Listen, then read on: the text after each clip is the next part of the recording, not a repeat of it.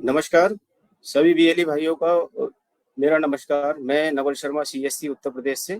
आज की मुलाकात श्रृंखला के क्रम में आज हम सीएससी के माध्यम से आधार की सर्विसेज जो हमारे बीएलई भाइयों के माध्यम से दी जाती है आधार यूसीएल के जरिए, उस पर चर्चा करेंगे कि यूसीएल से हम अभी प्रेजेंट टाइम में वर्तमान में क्या क्या काम कर पा रहे हैं और काम करने के दौरान हमसे जो कुछ एक गलतियां हो रही हैं, तो उस दौरान कौन कौन सी सावधानियों को हमें ध्यान रखना है। कुछ एक अपडेट्स हैं सॉफ्टवेयर को लेके, सॉफ्टवेयर में भी कुछ एक चेंजेस हुए हैं, तो उस पे इस सेशन में हम लोग आज विस्तार से चर्चा करेंगे। सबसे पहले तो ओवरव्यू कर लेते हैं, रिव्यू लेते हैं कि अभी जो हम प्रेजेंट टाइम में यूसीएल से काम कर पा रहे हैं वो केवल mobile number, email ID, address update और डॉक्यूमेंट अपडेट कर पा रहे हैं।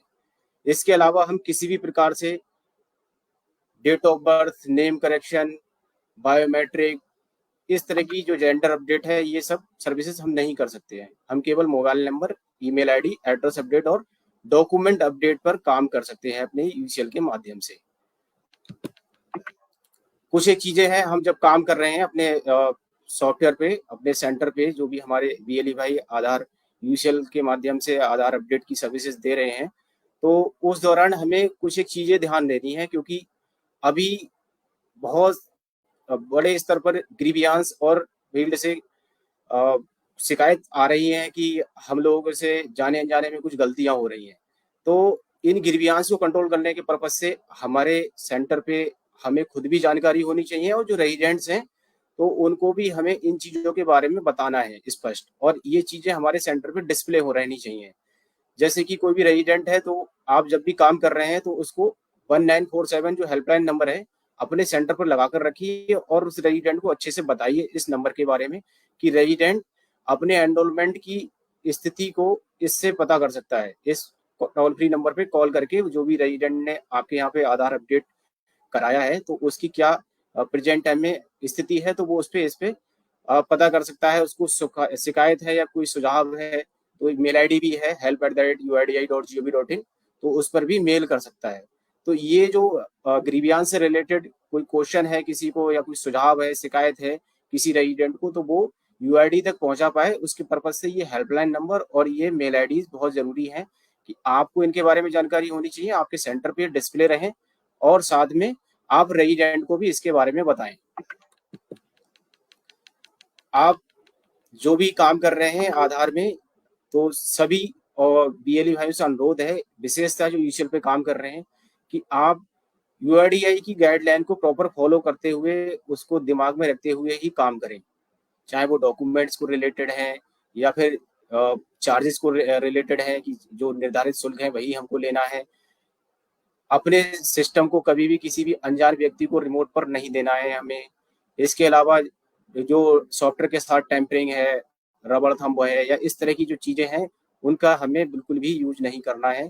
तो यही सभी चीज़ें जो है यूआईडीआई की गाइडलाइन रूल्स में आती हैं, तो उनको दिमाग में रखते हुए हमें काम करना है। पिछले कुछ एक समय से एक बहुत बड़ा चैलेंज है सभी के लिए, हमारे ऑपरेटर्स के लिए भी और भी जो भी इस इकोसिस्टम में हैं जुड़े हुए, हम लोगों के लिए भी खुद अपने आप में चैलेंज है कि आए दिन देखने के लिए कुछ एक चीज़ें मिलती हैं कि गलत तरीके से एनरोलमेंट करना या गलत तरीके के जो सॉफ्टवेयर्स हैं वो लोग यूज करते हैं। तो इन गलत तरीके से सॉफ्टवेयर्स को जो भी बाईपास करने की कोशिश करते हैं या क्लोनिंग करने की कोशिश करते हैं, तो उसको रोकने का सबसे बड़ा जो मैकेनिज्म है वो ये है कि हम जब भी जिस भी मशीन पे हमारा यूसीएल रजिस्टर्ड है या आधार सॉफ्टवेयर रजिस्टर्ड है, उस सॉफ्टवेयर को आप बिल्कुल सिक्योर रखिए। उस सॉफ्टवेयर का आपने जिस सेंटर पे आप लोग काम कर रहे हैं या आपने जहाँ पे भी रात को बंद करके जाते हैं, या जो भी हार्डवेयर है उसका बायोमेट्रिक है, फिंगरप्रिंट डिवाइस है, जो भी है आपकी स्कैनर है, आइरिस स्कैनर, तो वो ये जितना भी हार्डवेयर आधार की मशीनरी है वो सभी आप अपने सेंटर पे सिक्योर प्रीमाइसेस में रखिए। उसको जो भी आप और भी काम करते हैं हमारे बीएलई वाई सेंटर पे, तो उससे थोड़ा सा सेपरेट पोर्शन बनाकर वहाँ पे काम करिए, जिससे कि कोई भी व्यक्ति, बाह्य व्यक्ति जो है आपको आपके सिस्टम को कभी भी रिमोट पर लेने के लिए कॉल करता है तो उसको आप पहले वेरीफाई कर लें कि वो कॉल ठीक है या नहीं है। जैसे कि उत्तर प्रदेश में यूपी की बात करें तो हमारी टीम से कॉल जाता है या आपके डिस्ट्रिक्ट मैनेजर की कॉल आती है, तो इस चीज आप अपने डिस्ट्रिक्ट मैनेजर से भी अवेयर हैं और हमारी टीम में जो भी मेंबर्स हैं उससे भी अवेयर हैं। अगर अननोन कोई भी कॉल आती है जिसके बारे में आपको पता नहीं है या आपको लग रहा है कि ये नंबर तो ऐसा नहीं है जो कि सीएससी के किसी टीम मेंबर का है, तो आप उसको तुरंत जो है वेरीफाई करें और उसके बाद ही अगर लगे कि हाँ ये आपके डिस्ट्रिक्ट मैनेजर ने बता दिया या हम लोगों ने बोला है कि हाँ ये ठीक है, हमारी टीम से ही कॉल जा रही है इस नंबर से, तभी आपको सिस्टम रिमोट पर देना है। नहीं तो आपको किसी भी अपने अन्य साथी को या किसी अनजान व्यक्ति को अपना जो जो भी सेटअप जिस पे आप काम कर रहे हैं, जिस लैपटॉप पे आपका यूजर रजिस्टर्ड है, वो आपको नहीं देना है। इस तरीके से ही हम जो भी जाने अनजाने में जो चीजें हो जाती हैं कि आपको पता ही नहीं लगता है कि आपकी मशीन का मिसयूज होकर और वो गलत तरीके से कोई एनरोलमेंट करने लगता है, तो इस चीज को हम रोक सकते हैं। इसके अलावा आप डेली डेली जो भी एनरोलमेंट कर रहे हैं, ईओडी रिपोर्ट जनरेट होती है, तो अपनी ईओडी रिपोर्ट को आप अपने जो भी रजिस्टर मेंटेन किए हुए हैं उससे चेक कर लें कि आपने किसका काम किया और कितना काम किया है। तो अपनी सिंक रिपोर्ट से आपके जो नंबर ऑफ एनरोलमेंट्स हैं पर डे के उसको आप क्रॉस वेरीफाई करते रहें। ऐसा तो नहीं है कि आपने काम 5 एनरोलमेंट किए हैं और आपके सिस्टम में जो है अचानक से आपकी जो सिंक रिपोर्ट है उसमें एनरोलमेंट काउंट ज़्यादा आने लग गया है। तो इस चीज़ को हम ध्यान रखेंगे। इस तरह से हम क्रॉस चेक करते हुए इस प्रोसेस को, इस जो भी ये मेल प्रैक्टिसिंग चल रही है फील्ड पर, उसको हम रोक सकते हैं। और इसे रोकने में आपका बहुत बड़ा अहम रोल है, क्योंकि ये चीज़ें फील्ड से आ रही हैं और ऐसी चीज़ों पे यूआईडीआई बहुत सख्त है। इसमें फिर सस्पेंशन भी हो रहा है, साथ में पेनल्टी भी लग रही है और लीगल एक्शन भी लिया गया है कुछ एक केसेस में। तो हमें किसी भी तरह से ऐसे लोगों से दूर रहना है जो कि इस तरह से इंसिस्ट करते हैं या फिर गलत तरह से एनरोलमेंट करने के लिए ऑफर करते हैं। आप अच्छे से समझ लीजिए कि यूआईडीआई के द्वारा जो ईसीएमपी क्लाइंट है या जो चाइल्ड एनरोलमेंट लोग करते हैं वो चाइल्ड एनरोलमेंट टैबलेट से करते हैं, जो ऑथराइज सॉफ्टवेयर है उसी के माध्यम से एनरोलमेंट होता है। इसके अलावा कोई भी और वेब पोर्टल या कोई ऐसी वेबसाइट नहीं है जिससे कि आधार अपडेट या फिर आधार नया बनता है। तो हम जो भी ऑपरेटर्स या सुपरवाइजर्स हमारे बीएलई जो आधार इकोसिस्टम का पार्ट है, उन्हें ये जानकारी होनी चाहिए, वो अवेयर रहें इस चीज़ से कि यूआईडीआई या जिस रजिस्ट्रार से वो काम कर रहे हैं, जैसे सीएससी से रजिस्ट्रार से काम कर रहे हैं, तो सीएससी ने जिनको ऑथराइज किया है यूसीएल पे काम करने के लिए, जिनकी मशीन रजिस्टर्ड हुई है, जिनका क्रेडेंशियल बना है, वही यूसीएल के माध्यम से आधार अपडेट की सर्विसेज को दे सकता है। इसके अलावा कुछ एक डॉक्यूमेंट्स की बात कर लेते हैं, क्योंकि अब हम केवल डॉक्यूमेंट की बात करें तो एड्रेस अपडेट कर रहे हैं, तो एड्रेस अपडेट में ही डॉक्यूमेंट यूज कर रहे हैं। मोबाइल नंबर, ईमेल आईडी में कोई भी डॉक्यूमेंट यूज नहीं होता है। तो एड्रेस अपडेट और डॉक्यूमेंट अपडेट, ये 2 सर्विसेज हमारे पास हैं जहाँ पे हम डॉक्यूमेंट से रिलेटेड जो डॉक्यूमेंट्स हैं वो रेजिडेंट्स के यूज करते हैं। एड्रेस में एड्रेस प्रूफ यूज करते हैं, तो आप जो भी डॉक्यूमेंट है एड्रेस प्रूफ से रिलेटेड, उसमें कुछ एक चीजें थोड़ा सा ध्यान देनी है कि कुछ डॉक्यूमेंट्स ऐसे होते हैं जैसे पासपोर्ट है, ड्राइविंग लाइसेंस है, तो इनकी कुछ एक वैलिडिटी होती है। तो जो भी रेजिडेंट इन डॉक्यूमेंट्स को लेके आ रहे हैं तो उसको आप चेक कर लें कि वो डॉक्यूमेंट बियॉन्ड द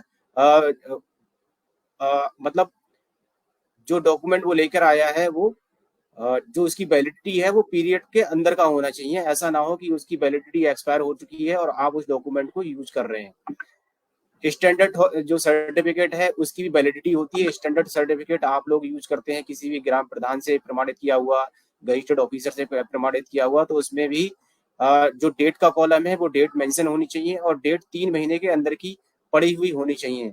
कई बार जो स्टैंडर्ड फॉर्मेट है उस पर डेट नहीं पड़ी होती है या फिर डेट जो है वो 3 महीने से ज़्यादा पहले वेरीफाई या सिग्नेचर किया हुआ वो स्टैंडर्ड सर्टिफिकेट होता है। तो ऐसे स्टैंडर्ड सर्टिफिकेट को हमें यूज नहीं करना है। उस सर्टिफिकेट पे भी 3 महीने के अंदर की डेट है तभी आप यूज करें। वाटर बिल है, टेलीफोन बिल है, इलेक्ट्रिसिटी बिल है, ये जो है 3 महीने से ज़्यादा पुराने नहीं होने चाहिए।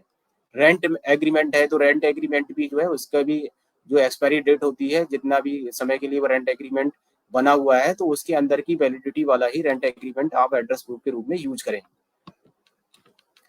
एक बड़े लेवल पे यूज किया जाने वाला डॉक्यूमेंट है एचओआई बेस्ड एड्रेस अपडेट।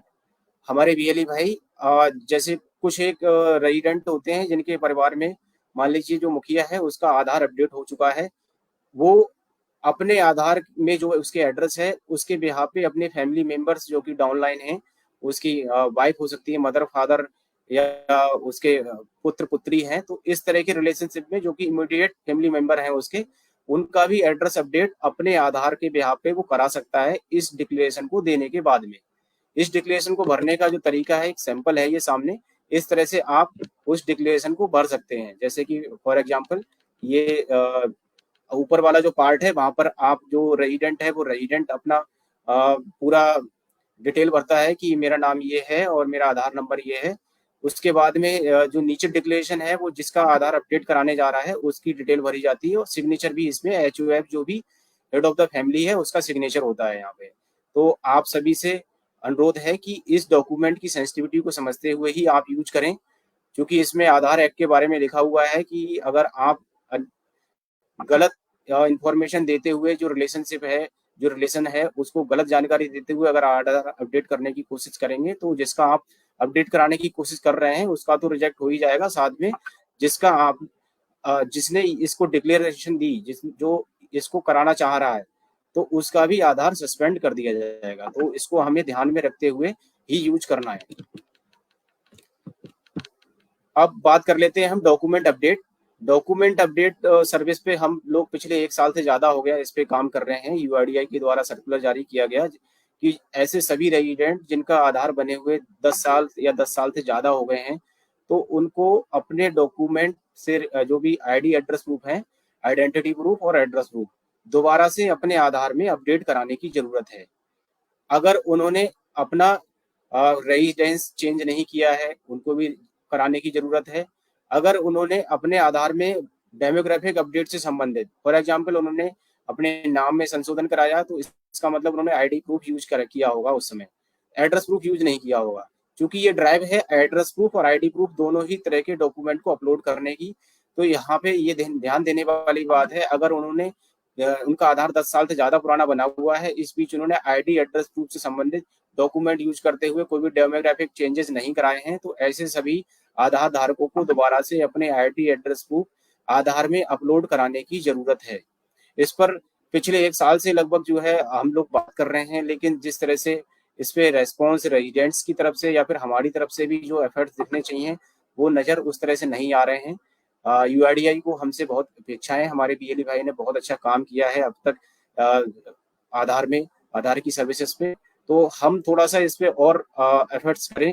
अपने आसपास के जो लोग हैं, अपने जो रिलेशन में हैं, आपके परिवार के जो लोग हैं, फैमिली मेंबर्स हैं, अगर उनके अभी तक आधार में डॉक्यूमेंट अपडेट आप लोग नहीं किए हैं तो उसको करिए जरूर ध्यान से और उन्हें बताएं कि इसको कराने की जरूरत है, क्योंकि इसको लेके सपोर्ट के लिए गजट भी जारी कराया गया, गजट भी जारी हुआ है। तो आप वो गजट की कॉपी अपने सेंटर पे रख सकते हैं, जिससे कि कोई ये ना समझे कि आप अपनी तरफ से इसके लिए बोल रहे हैं।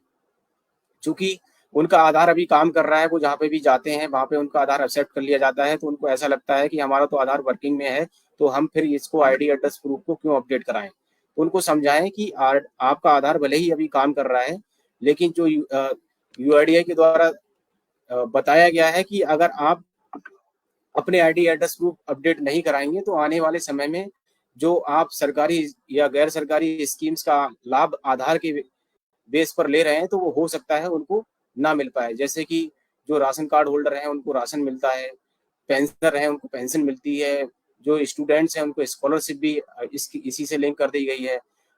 EPF अगर उनका PF ऑफिस से PF है, तो इस तरह से बहुत सारी सर्विसेज ऐसी हैं जो कि आधार के बेस पर बैंक में लेन देन करते हैं, तो बैंक अकाउंट्स हैं तो वो भी चीजें जो है वो फ्री हो जाएगा अगर वो KYC नहीं कराते हैं समय पे। तो इस तरह से जो बहुत सारी चीजें या बहुत सारी सर्विसेज आधार से लिंक्ड हैं वो इन सर्विसेज से उनको वंचित रहना पड़ सकता है। तो इस तरह से हम उन्हें पॉजिटिव वे में समझाएं, चूंकि ये जो है अभी तक इसको वॉलेंट्री बोला गया है, तो वॉलेंट्री को ध्यान में रखते हुए ही आपको रेजिडेंट को समझाना है। आप अगर दिन भर में आपके पास में, चूंकि जो भी हमारे BLE भाई हैं वो बहुत सारी सर्विसेज पे काम करते हैं, आपका UCL है तो आपने बैंकिंग आपके पास में होगा, क्योंकि जितने भी बैंक BC हैं उन्हीं को हम UCL सर्विस दे पाते हैं। तो बैंकिंग के संबंध में आपके यहाँ पे रेजिडेंट आते होंगे।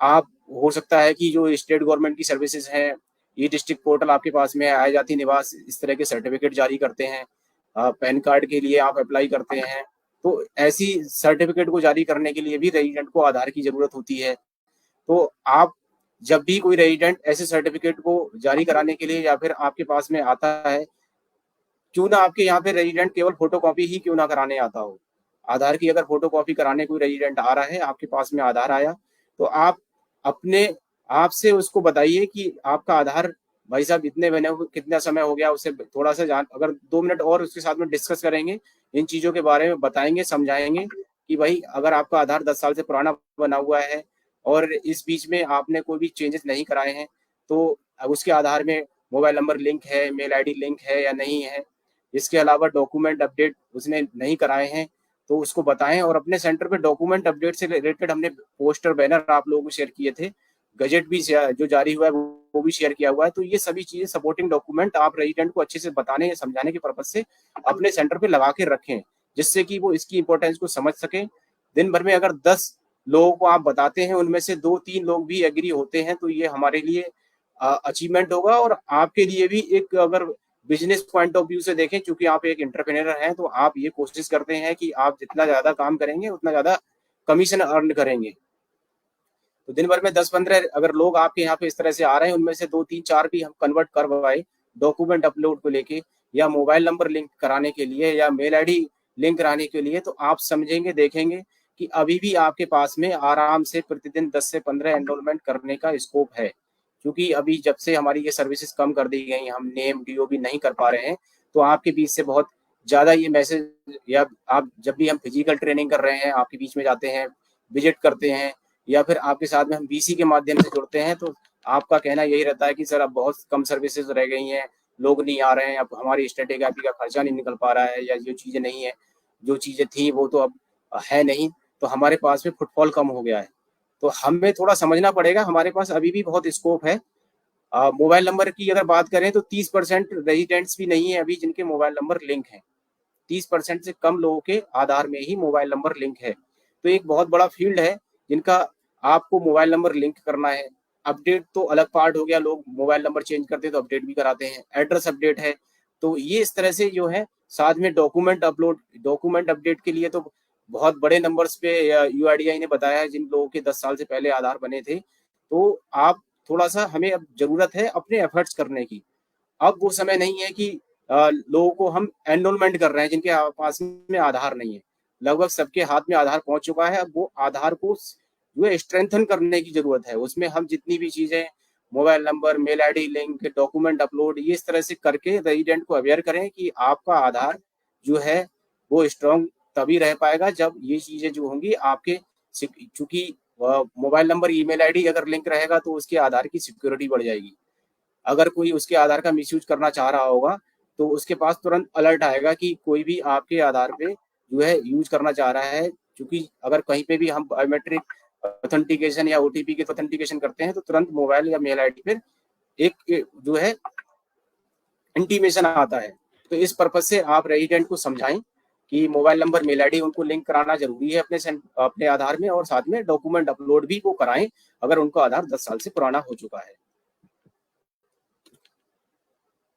पिछले कुछ एक डेढ़ 2 साल से लगभग जो है, जो पेनल्टी है डॉक्यूमेंट एरर के बिहाफ पे आप तक पहुंच रही है। इस पेनल्टी को बचाने का एक ही तरीका है कि आप जो भी डॉक्यूमेंट्स ले रहे हैं वो डॉक्यूमेंट को अच्छे से देख के वेरीफाई करने के बाद ही आप यूज करें।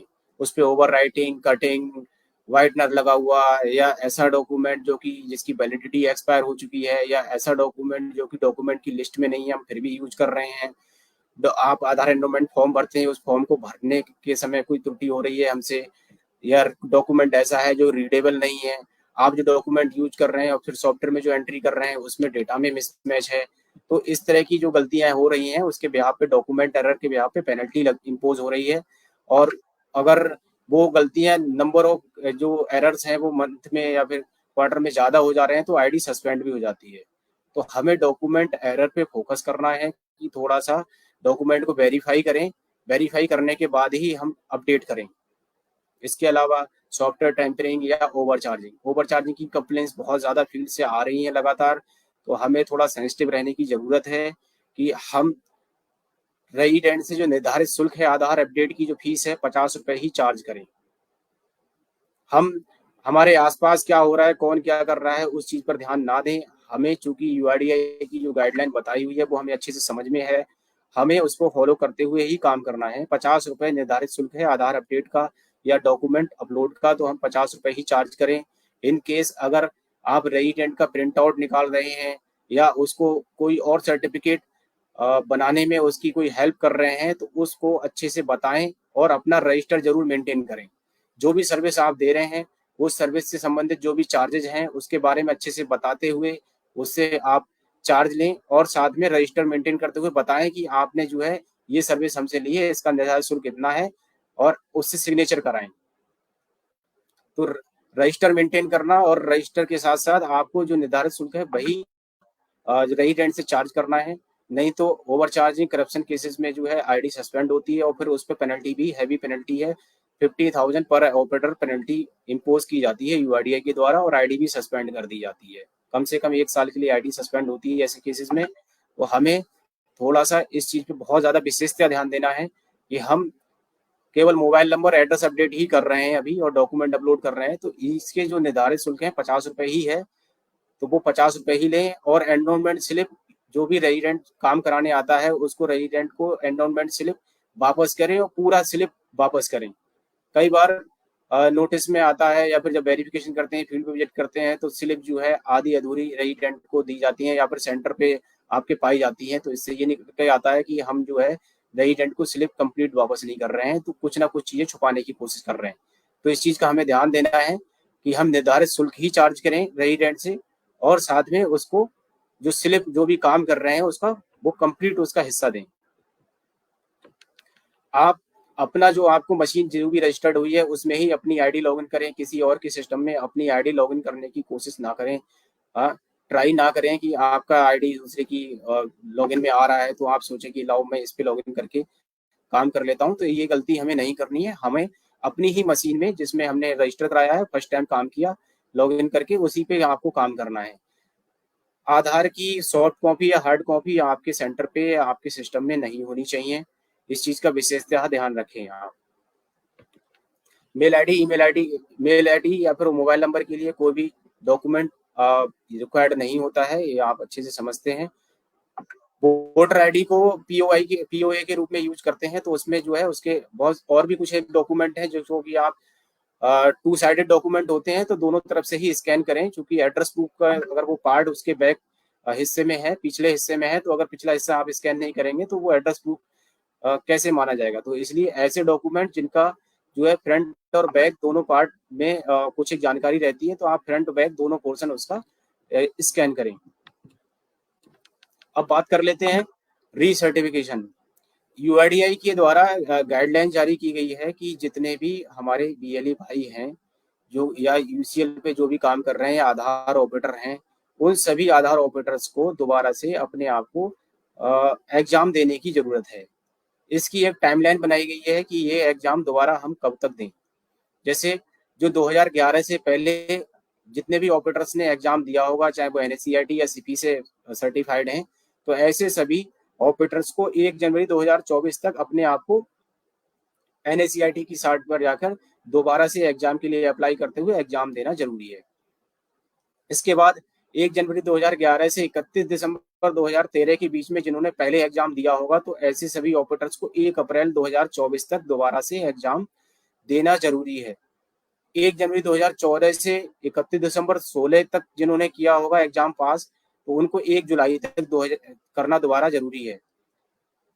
जनवरी 2017 से दिसंबर 2019 के बीच में जिन्होंने एग्जाम पहले पास किया था तो उनको 1 अक्टूबर 2024 तक एग्जाम दोबारा से देना जरूरी है।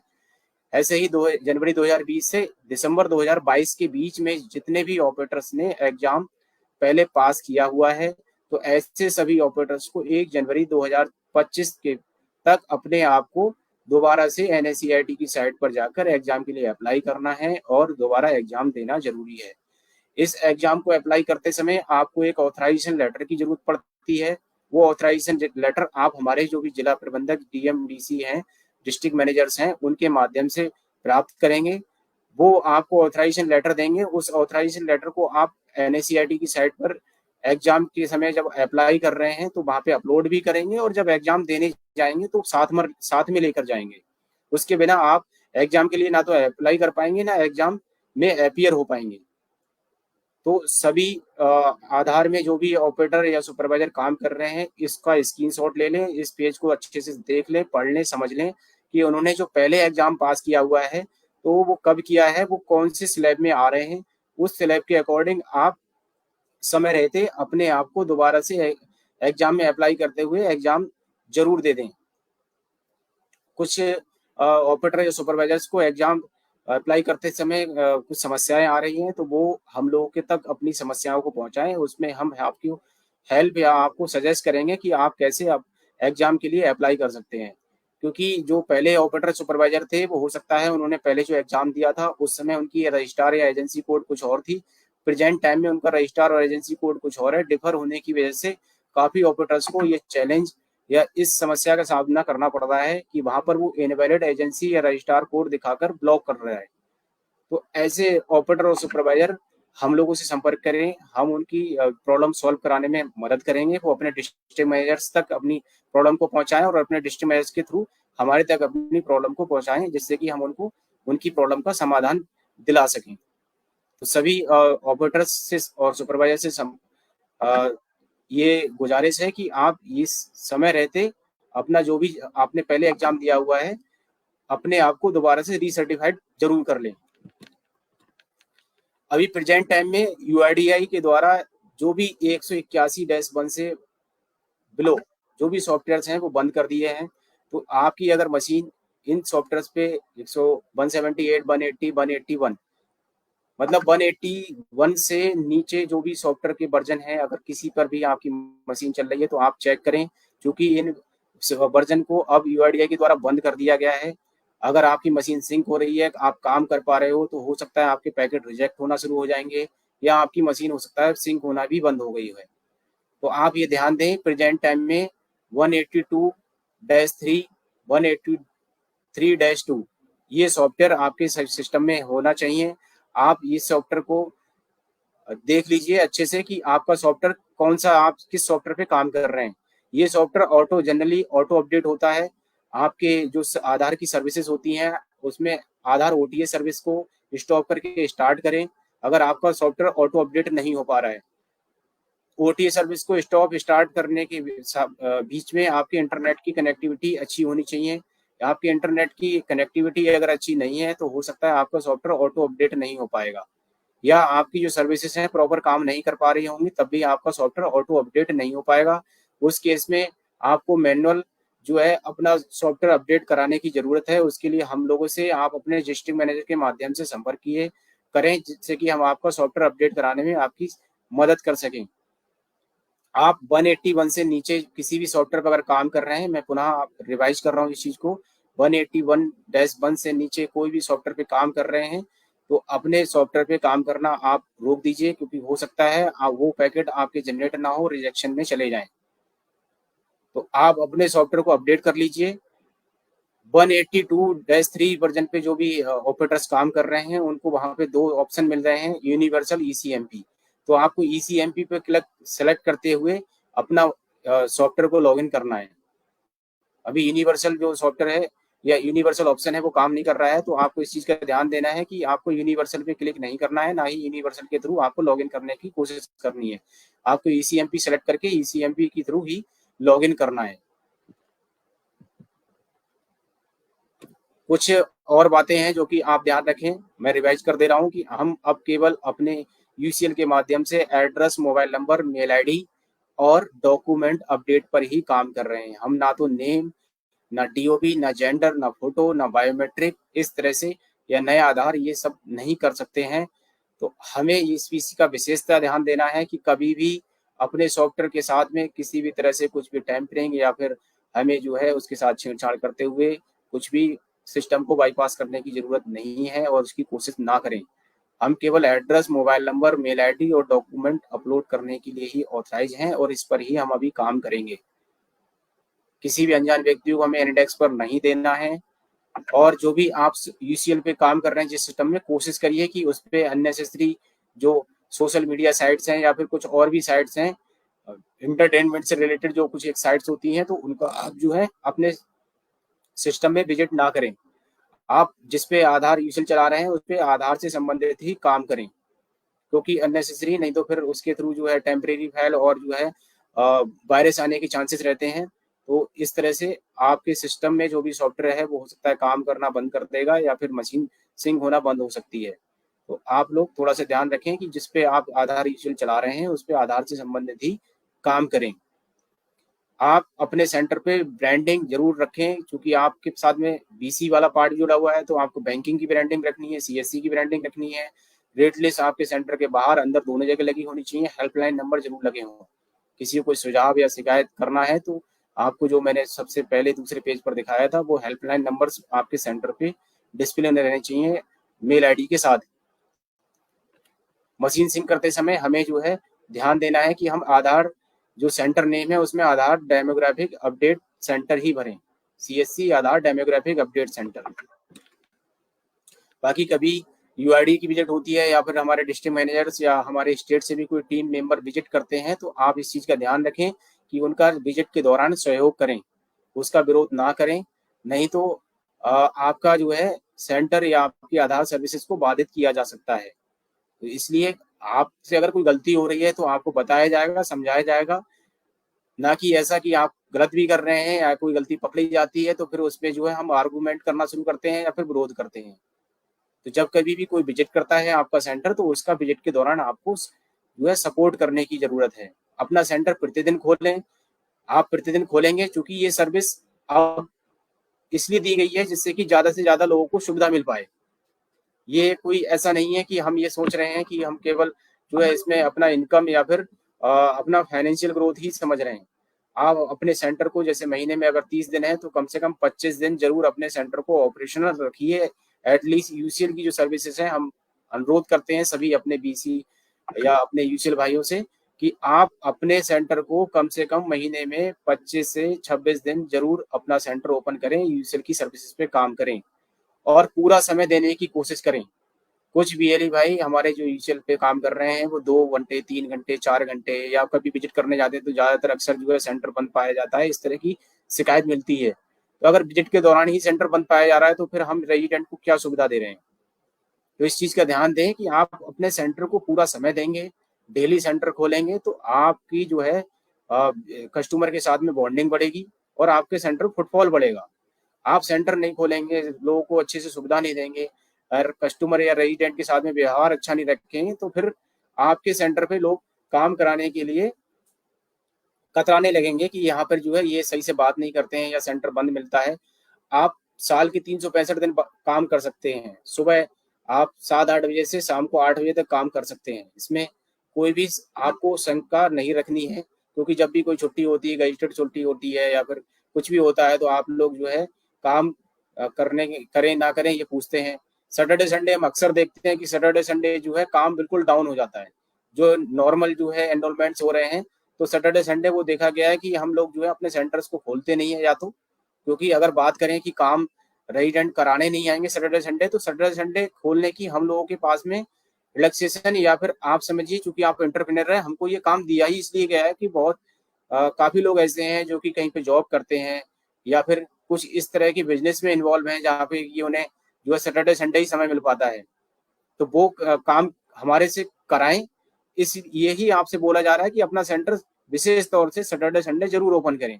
बैंक्स हैं, पोस्ट ऑफिस हैं, बेसिक एजुकेशन है, तो ये सब जो है चूंकि वो सरकारी परमिसेस में और वो सरकारी लोग हैं जो काम कर रहे हैं तो वो सैटरडे संडे लगभग बंद रहते हैं। तो उस दिन अगर रेजिडेंट को कुछ अपना आधार से संबंधित मोबाइल नंबर अपडेट कराना है, मेल आईडी अपडेट कराना है या एड्रेस अपडेट कराना है तो वो हमसे सुविधा का लाभ ले सके। इसलिए हमें कोशिश करनी है कि हम सैटरडे संडे विशेषतः ध्यान देते हुए अपने सेंटर को ओपन करें। आपके सेंटर पे CCTV camera, rate list, customer register इत्यादि इस तरह की जो चीजें बेसिक कंप्लायंस है वो आप अपने सेंटर पे जरूर मेंटेन करके रखें। ये रेट लिस्ट है जो अपडेटेड लिस्ट है, आप अपने सेंटर पे ये अपडेटेड रेट लिस्ट जरूर लगाएं। आपसे संबंधित जो भी है वो डेमोग्राफिक अपडेट आप mobile number, mail ID, address update करते हो तो उसका 50 रुपये शुल्क है, डॉक्यूमेंट अपलोड का 50 रुपये शुल्क है। आप अगर कलर कॉपी प्रिंट करके दे रहे हैं आधार की किसी को तो उसका निर्धारित शुल्क 30 रुपये है। तो आपके लिए यहाँ पे 3 जो रेट है वही आपके लिए एप्लीकेबल है, डेमोग्राफिक अपडेट, डॉक्यूमेंट अपलोड और कलर प्रिंट। ये हमारा जो सेंटर जितने भी हमारे यूसीएल के हैं या सीएससी के जो भी रन हैं हो रहे हैं तो उसकी एक कॉमन ब्रांडिंग है। आप इस तरह का बैनर अपने सेंटर के फ्रंट पर अपना जो भी आपकी दुकान का साइज है एटलीस्ट 4x6 का लगाकर अपने सेंटर पर रखें, जिससे कि आपके सेंटर की अपनी एक अलग आइडेंटिटी और जो भी आप सर्विस दे रहे हैं वो लोगों को समझ आ सके कि हाँ, ये सीएससी सेंटर है जिसपे कि आधार अपडेट या बैंकिंग की सर्विसेज मिलती हैं। क्योंकि हमारे जो है यूपी में अगर बात करें तो लगभग 1.5 लाख सीएससी सेंटर्स हैं जहाँ की हम सीएससी की अदर सर्विसेज देते हैं। लेकिन जो यूसीएल की सर्विसेज हैं वो 5,000 से 5,000 के आसपास सेंटर्स हैं जिसपे हम आधार अपडेट की सर्विसेज भी देते हैं। तो आपकी अपनी अलग थोड़ा-सा डिफरेंट आइडेंटिटी है, तो डिफरेंट आइडेंटिटी को बनाने या दिखाने के लिए आपको अपने जो आधार सेंटर पे, अपने अपडेट सेंटर पे ये ब्रांडिंग रखना ज़रूरी है, जिससे कि लोगों को पता लग पाए कि यहाँ पर आधार अपडेट होता है। ये रजिस्टर का फॉर्मेट है जो कि आपको रेजिडेंट जो भी काम कराने आया है, आपके यहाँ पे मोबाइल नंबर, मेल आईडी या एड्रेस अपडेट, तो ये रजिस्टर आपको मेंटेन ज़रूर करना है। इस रजिस्टर को इसी फॉर्मेट में मेंटेन करना है। अक्सर देखा जाता है जब भी फील्ड विजिट करते हैं हम लोग, तो रजिस्टर जो है आधे अधूरे मिलते हैं।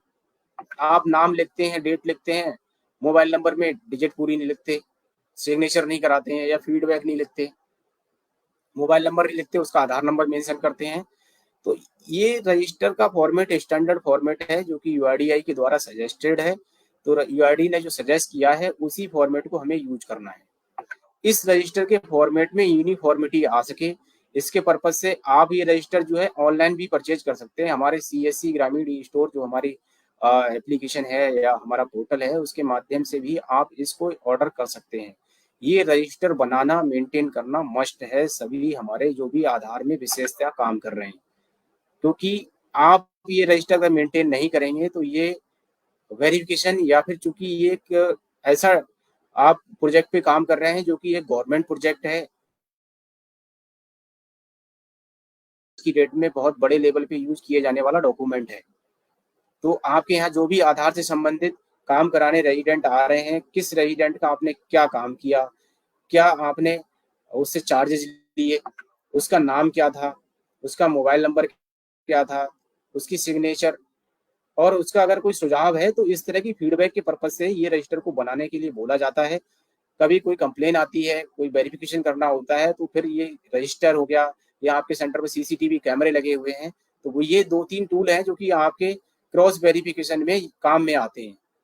कोई कंप्लेन आती है कहीं से कि यहाँ पर जो है इस व्यक्ति का आधार गलत तरीके से बना दिया गया है या फिर यहाँ पर इन्होंने आधार बनाने के ज़्यादा पैसे ले लिए हैं, तो उसको वेरीफाई करने के लिए अगर ये रजिस्टर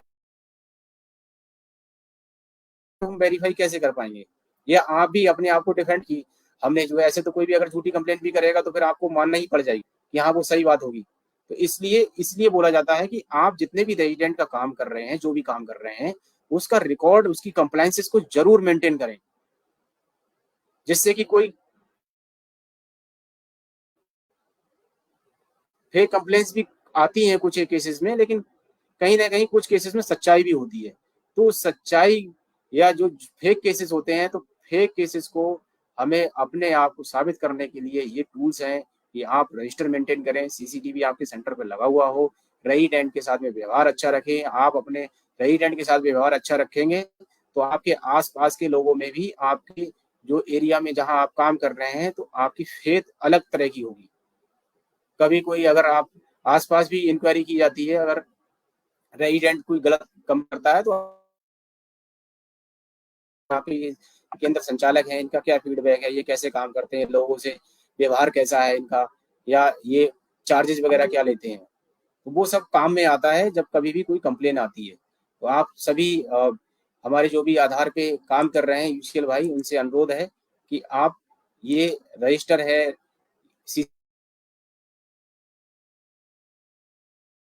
से आपके सेंटर पे व्हील चेयर होनी चाहिए, आपके सेंटर पे 5 से 7 लोगों के बैठने का स्पेस होना चाहिए, एटलीस्ट आपकी दुकान जो है 7x10, 5x10 इस तरह के एरिया जरूर हो आपके शॉप में। बहुत छोटी सी दुकान रहेगी तो पता लगा एक लोग बैठने तो छोड़िए, खड़े होने का भी स्पेस नहीं रहता है कई बार।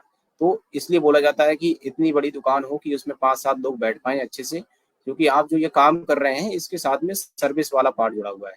और सीएससी में चूंकि आपको ये जो काम मिला है वो सीएससी के बिहाफ पे मिला है, सीएससी आपकी पहचान है, सीएससी की सर्विसेज जो और सर्विसेज हैं, प्रधानमंत्री जी की सर्विसेज हैं, पीएम सिम है, पीएम किसान है, और ये किसान सम्मान निधि है, एनपीएस हैं, इस तरह की सर्विसेज पे आप काम करिए जो सरकारी स्कीम्स हैं।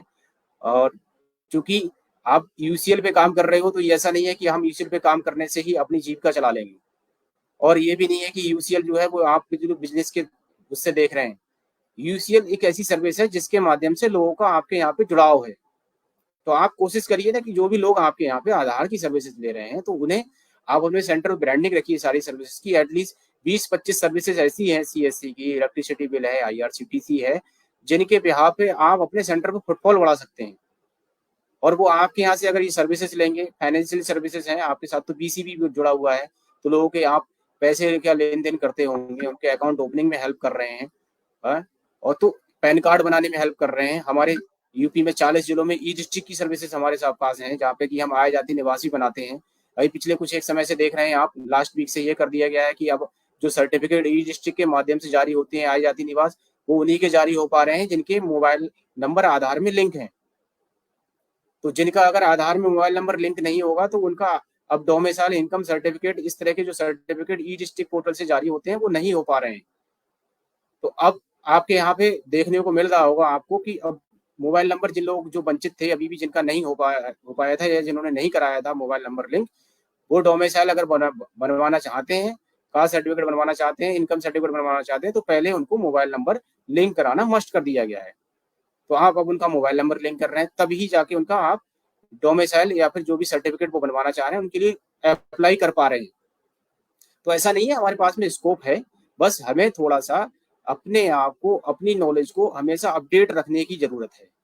ना कि हम बस केवल एक ही सर्विस पे डिपेंड हैं कि हाँ यूसीएल में 2-4 लोग आए, हाँ, फिर ये जो चीजें आती हैं करप्शन की या ओवर चार्जिंग की, वो वहीं से निकल के आती हैं कि हम 1-2-3, क्योंकि अब इतना ज्यादा काम भी नहीं है, मोबाइल नंबर है या कोई भी चीज है तो वो अपडेट कराने वाले लोग भी कम है।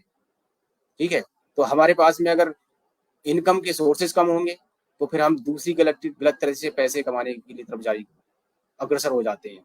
इसीलिए बोला जा रहा है कि आप सीएससी की जो सर्विसेज हैं, ज्यादा से ज्यादा सर्विसेज पे काम करिए, लोगों को बताइए, लोगों को सुविधा, चूंकि सीएससी का जो पर्पज है, सीएससी का जो मोटिव है वही है कि जो ग्राउंड पे ग्रामीण क्षेत्रों तक जिनको लोगों को तहसील या फिर शहर जाकर जो सुविधाएं लेते थे उससे भीड़ को कम करने के पर्पज से ही सीएससी का जो है चल रहा है, विजन प्रोजेक्ट चल रहा है। तो उसमें आप पिलर हैं, अगर आप काम करते हैं, लोगों को सुविधाएं देते हैं, तो उससे आपकी पहचान बढ़ती है, सीएससी की पहचान बढ़ती है, आपकी इनकम बढ़ती है। आप कोई भी काम करते हो तो आपको आपकी अपनी इनकम है, सीएससी की अपनी अपना शेयर है।